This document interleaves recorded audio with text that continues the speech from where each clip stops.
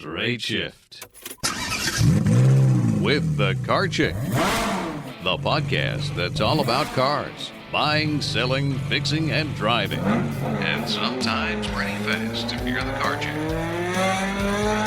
Now, here she is. Hey everyone, welcome to the Straight Shift. I saw a car commercial recently that absolutely drove me nuts. You may have seen this. It is a Chevy commercial, and Chevy is surprising car owners when it comes to supposed reliability. So the Chevy spokesperson is standing there with supposed owners of Hondas and Toyotas and asking them if they'd be surprised to know that their brands were the most reliable cars in America. And they're like, oh no, we're not surprised at all. So you see the outlines of these cars, and they're covered in cloth that have the Honda label on them.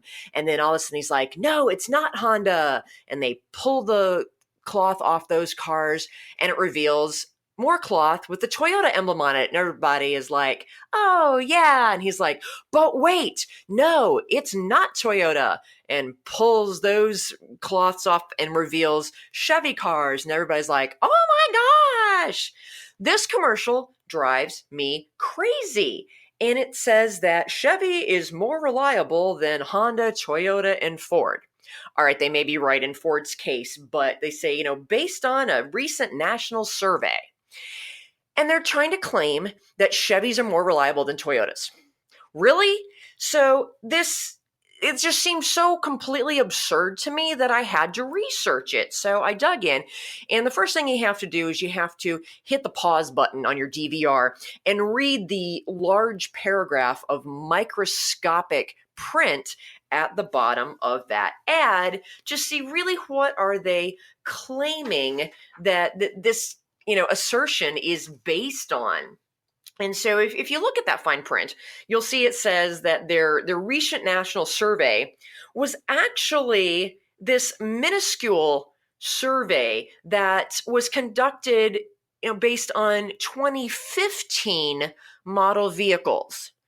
Okay, it's 2019. They're advertising 2019 brand new vehicles, and yet they're basing this on a survey from 4 years ago? Okay, so that's red flag number one. And then it gives the name of the market research firm that conducted this survey. So I Googled them. Well, I actually found this actual survey. It's just amazing what you can find if you're, willing to dig through Google. But this survey, okay, first of all, it was conducted from December of 2014 through June of 2015. So yeah, 4 years ago. Not exactly a, quote, recent survey. The market research company that conducted it is in Paris, France, and they surveyed a mere 49,000 consumers. 49,000 consumers. Now, that may seem like a lot, but if you realize that Chevy sells nearly 5 million vehicles every year, 49,000 owners of Chevys are not even remotely statistically viable. It's so unsound. It's ridiculous. So, they're getting around the truth in advertising laws by basing it on some survey. But the survey is completely and totally bogus.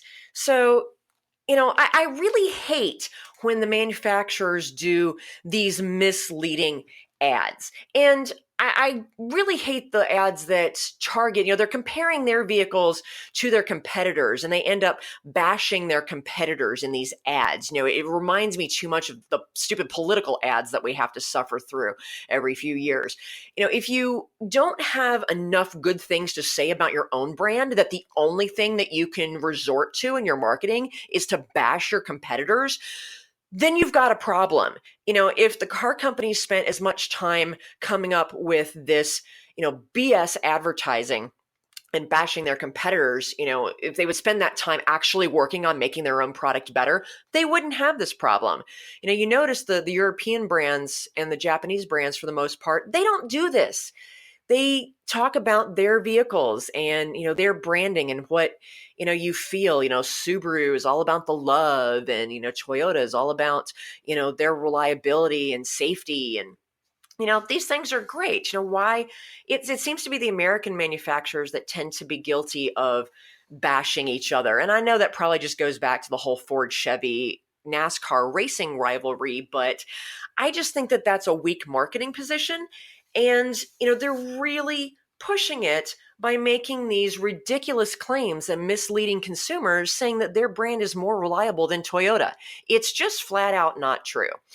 So that kind of got me thinking about a lot of the other car commercials that you see and how many of them tout these awards, Motor Trend Car of the Year, Truck of the Year, or, winner of JD Power's whatever quality award for 3 years running.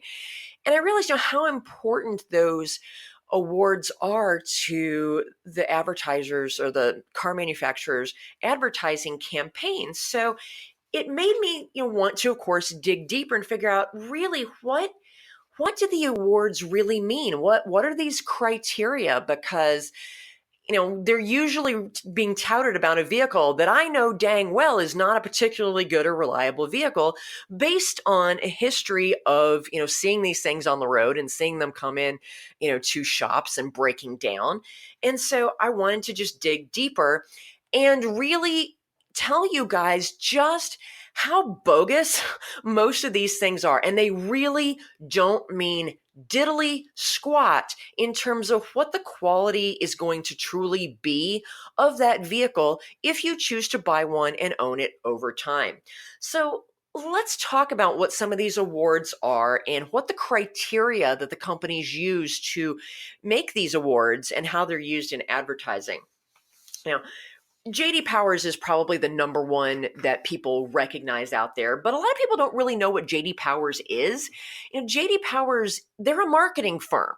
They're a great marketing firm, but make no mistake, they are a marketing firm. They are not like the Institute for Highway Safety, that conducts the crash test results. They're not testing the vehicles themselves for actual quality. All they are doing is surveying consumers.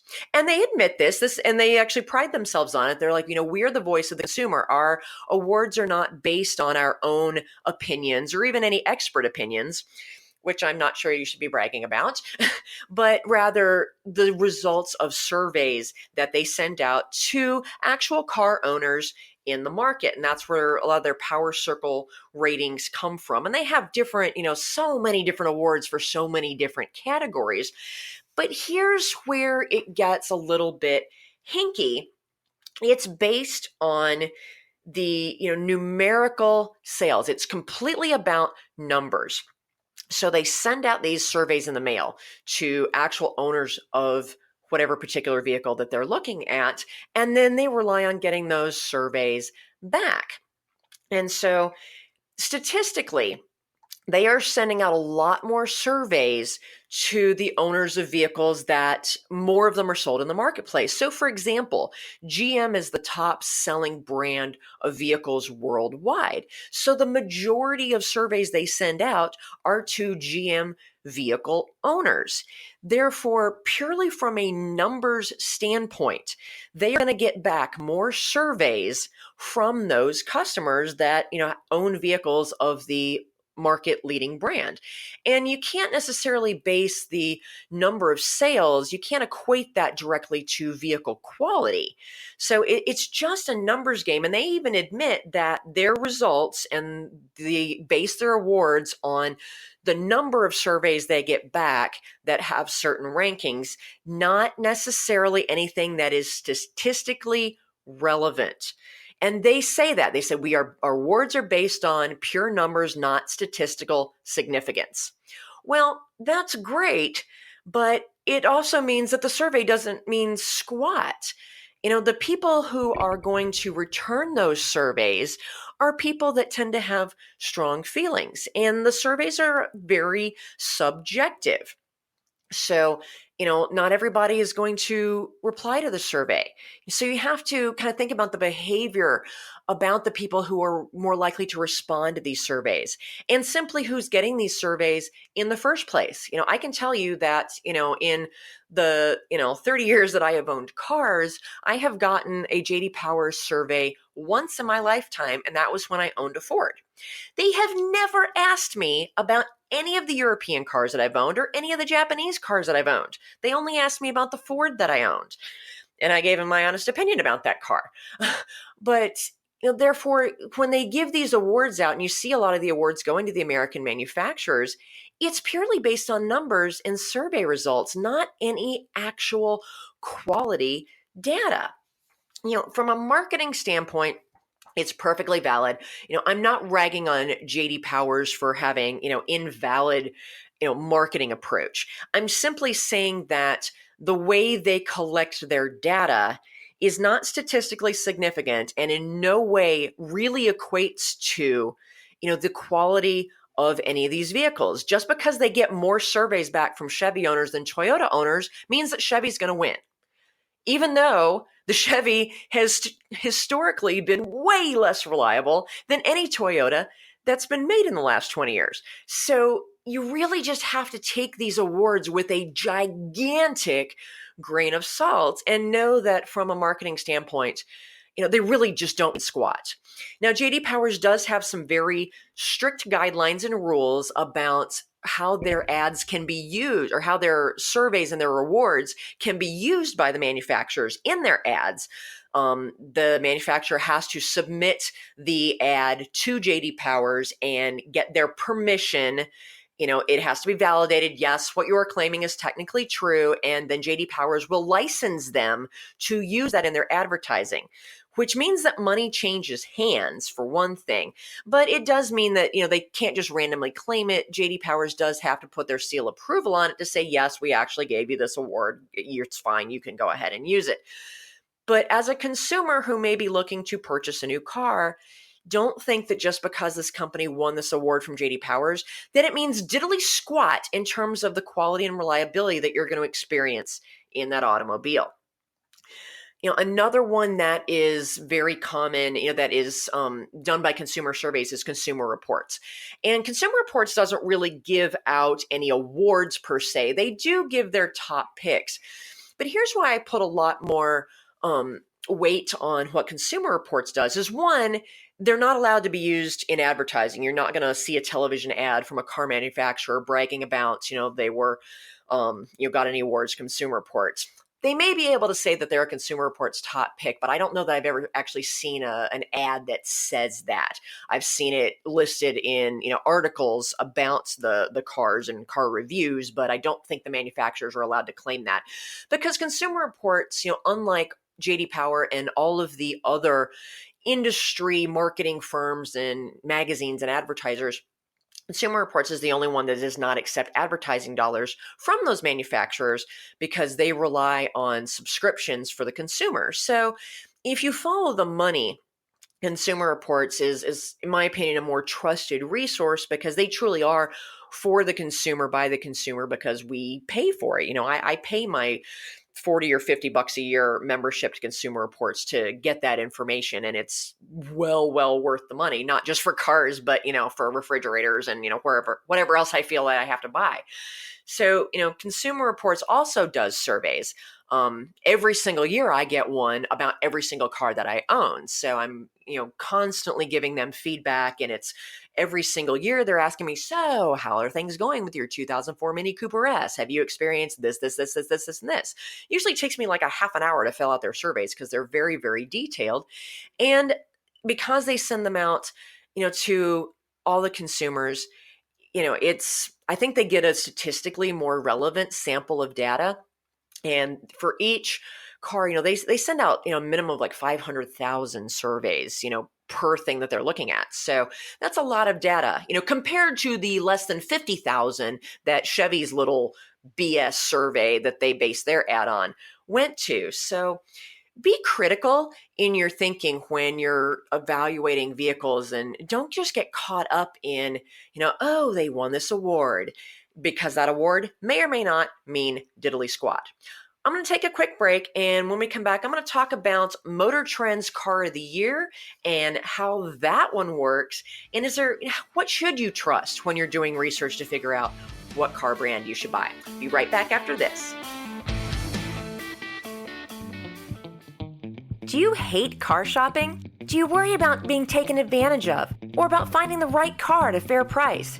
Buying a car can be a frustrating and time-consuming experience. But what if you could get a great deal without having to do a ton of research, without having to haggle, and without the fear of buying a lemon? You can. As your personal car shopper, the Car Chick will help you pick the perfect car based on your unique lifestyle, budget, and personality. She'll handle all of the legwork and negotiating for you. All you have to do is sign the papers and take the keys. It's that easy. To learn how the Car Chick can save you time, money, and hassle on your next car purchase, give us a call at 888-575-2138. That's 888-575-2138. Or visit us on the web at thecarchick.com. Where the rubber meets the road. Nice to meet you. Love your asphalt. Hey, nice treads. It's Straight Shift with the Car Chick. Welcome back to the Straight Shift, and we are talking about those BS ads that the car manufacturers throw out on the TV, claiming how amazing their vehicle is because they won some award or they are the highest in quality and reliability based on some totally bogus survey that was conducted 4 years ago in a foreign country with, no statistically relevant data. So I wanted to talk about Motor Trend's Car of the Year, Truck of the Year, those awards, because after the J.D. Powers name, the Motor Trend Car of the Year is probably the other most recognizable and most prestigious award within the automotive industry, and what manufacturers will claim bragging rights on in their advertising. Now, I'm not saying that they shouldn't claim those bragging rights. It is a prestigious award. But does it necessarily guarantee that that car is actually going to be a good vehicle in terms of its quality and reliability for you driving it over time? Not even remotely. Now, I love Motor Trend. I've always read their magazine. They've been, a partner with the racing circuit that I run, and I just have generally enjoyed, everything that they have put out over the years. And their Car of the Year, Truck of the Year, SUV of the Year award, is always interesting, but it's not necessarily what you think it is. So I wanted to explain exactly what the criteria for those awards are. Motor Trend, first of all, they are a magazine. So they are another for-profit business that is out there to make money within the automotive industry.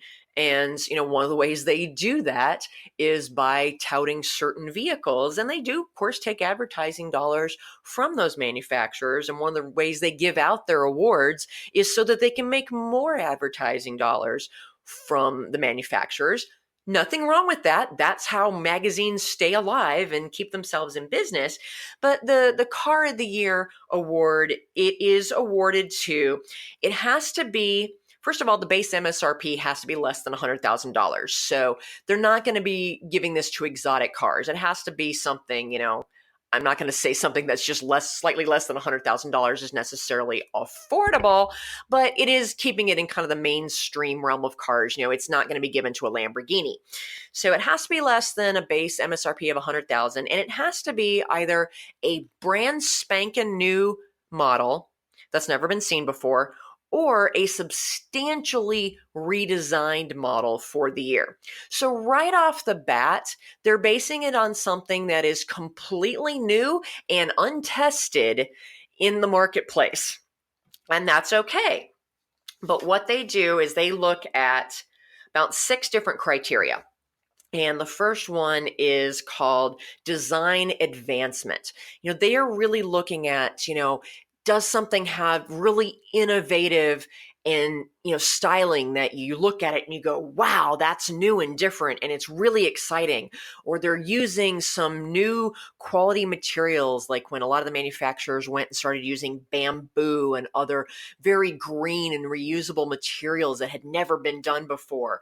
Or an innovative packaging in the way they present their all the bells and whistles that they have. So that is purely from a design standpoint. It's all about the aesthetics. They could be giving this award to a fashion designer, or you could give it about a shoe. It has nothing to do with the mechanics of the car. The second criteria is engineering excellence. And that's not really talking about how well the car works. That's about kind of the concept and execution in the vehicle. Are they taking advantage, or have they developed a new cost-effective technology that translates into savings to the consumer? Do they have clever solutions to, a variety of different, usability issues with the car? It's very much an on paper engineering excellence.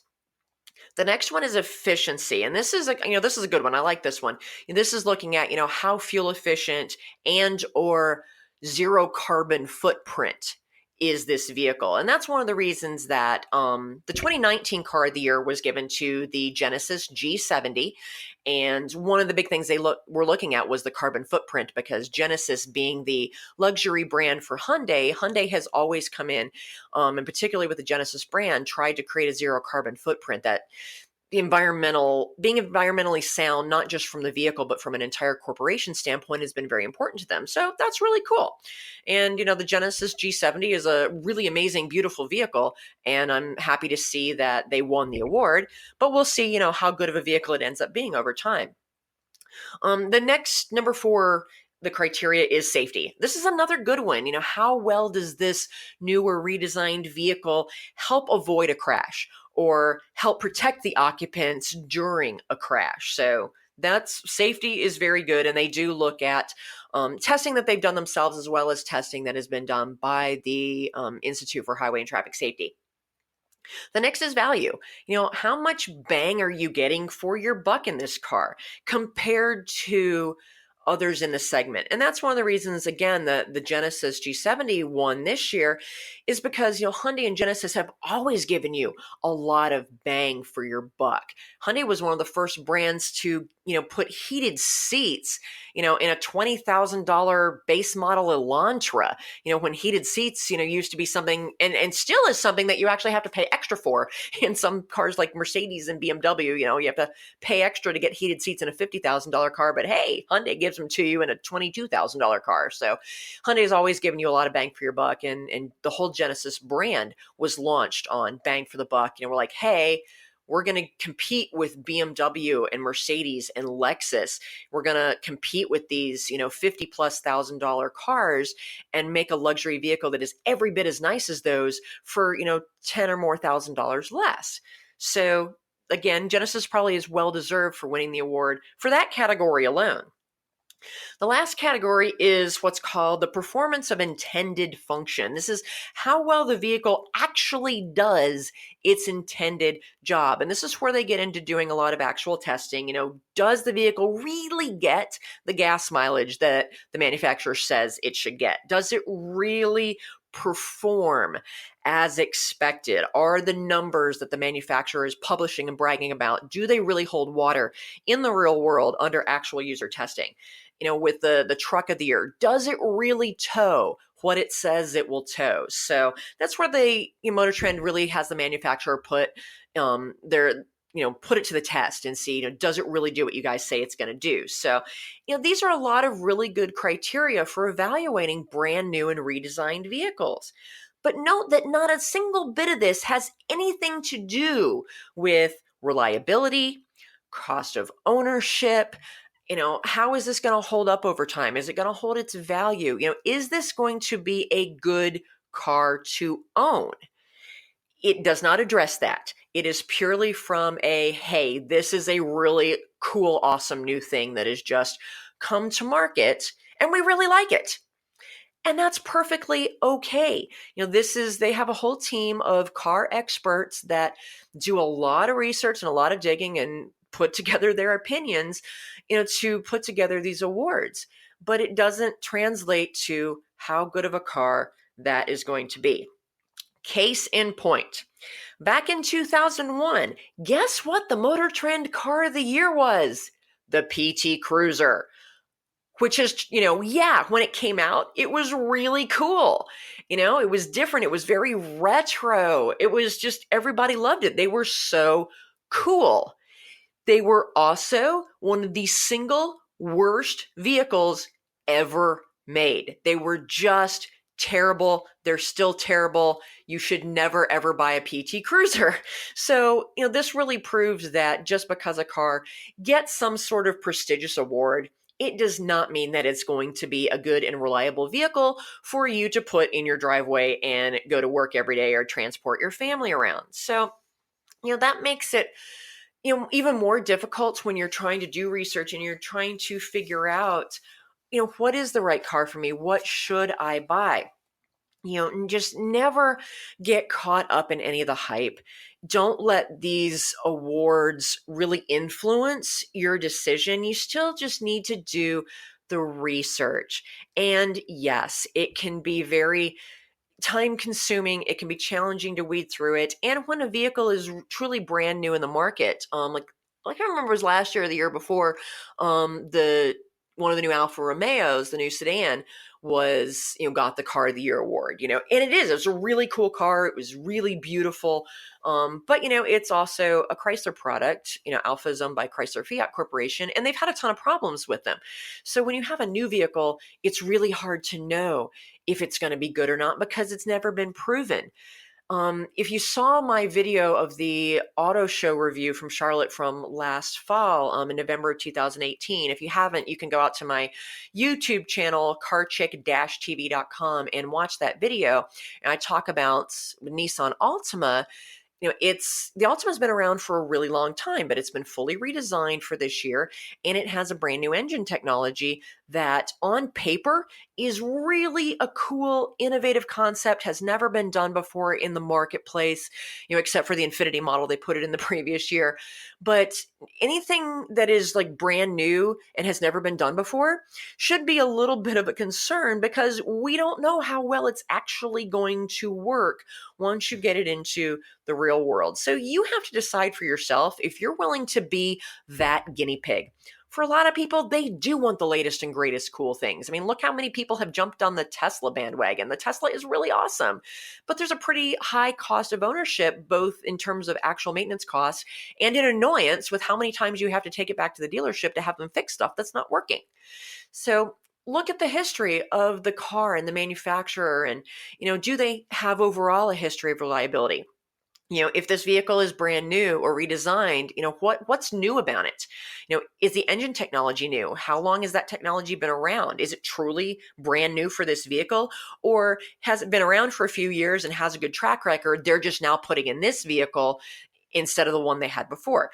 You have to kind of tear into how these cars are built and what platforms they're built on, what engines they use, what transmissions they use, and really see how this product was assembled. What components did they use to build this? And are those components trustworthy? And that's where the detailed research comes in that can be very, very frustrating and time consuming to do. This is what I live and breathe every day. I do like Consumer Reports as a research tool because, it is funded by consumers. It's not funded by the manufacturers. The reliability information is very detailed, and Consumer Reports really focuses heavily on what is this vehicle like to own. You drive it every day. Is it smooth? Is it a good ride? Is it comfortable? How high have your maintenance costs been? They ask you specifically what repairs or maintenance items have you done on it this year and how much did you spend? So when you're looking at their reliability criteria, there's a lot of them, and you can click on the details and really look at, okay, what specifically went wrong? So for example, today I was researching a Chevy Traverse for a client. I knew that it wasn't a great vehicle, but I was trying to give them some more detailed information. And, sure enough, it's got, one of those, red double down arrows on their reliability. And so I dug in, okay, what is that? And I was like, okay, climate system. Yeah, they've had problems with their air conditioning system. The transmission. Oh, yeah, they've had problems with a weak clutch plate in there. And so they've been having problems with the transmission that triggers the check engine light. You can go into those details. You can look at how many recalls there have been and what they were. You can look into what technical service bulletins have been issued. And those are bulletins that are issued internally to the dealership, service departments, and independent repair shops that say, yeah, there have been a bunch of problems with this one thing, and we know kind of what it is, and here's how to get around it, but it doesn't raise up to the level of a recall. Most consumers don't have visibility into that unless you know where to look, or you have access to some of the inside industry databases, but Consumer Reports does publish most of those things if you know where to go digging for them. So this is the type of research that I do every day for my clients, and it's really become the type of research that you have to do if you're going to weed through all of the marketing hoopla that they put out there, because it is so misleading. So the next time you see that Chevy commercial that says Chevy is more reliable than Toyota, go ahead and call BS on that. It is not true, and the survey that it's based on is just pathetic. So don't buy into the hype. Always dig underneath the covers to really uncover the truth and what are these awards based on, to really know if this vehicle is going to meet your priorities for what you're looking for in a vehicle. Sometimes we have to sacrifice some reliability for the sake of either space or maybe towing capacity, or in my case, fun factor. But you need to know that information so that you're going into that decision with your eyes open. And if you are buying a vehicle that you know has reliability problems, but you're willing to accept that risk in exchange for the benefits that that vehicle will provide to you, that's great. But go in with your eyes open and know what you're getting into so that you're not blindsided by problems with the vehicle that you weren't expecting. Well, why am I having problems with this? It got, Motor Trend's Vehicle of the Year. Well, that's because Vehicle of the Year doesn't mean squat in terms of long-term reliability. I hope this was helpful in helping you understand what some of those prestigious awards mean and how they're used in advertising for the manufacturers, and some of the smoke screens and hoopla and just general BS that they use to create their ads. And don't get sucked into those. Do your homework and make a smart car buying decision. Or you can just give me a call and I'm happy to help you out. Folks, until next time, drive safely. I'm out of here. The Straight Shift podcast is copyright LeeAnn Shattuck, the Car Chick, 2017. All views expressed by guest and or co-hosts are those of the guest and or co-hosts, and not necessarily those of LeeAnn Shattuck or the Car Chick.